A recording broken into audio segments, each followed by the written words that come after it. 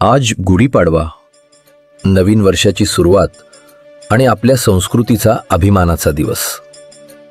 ही गुढी फक्त काठीवरचा झेंडा नाही, ही आपल्या पूर्वजांच्या पराक्रमाची निशाणी आहे.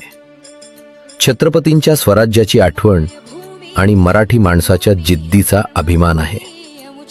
जग कितीही बदललं तरी आपली परंपरा, आपली संस्कृती आणि आपल्या मातीतला स्वाभिमान कधीही कमी होणार नाही.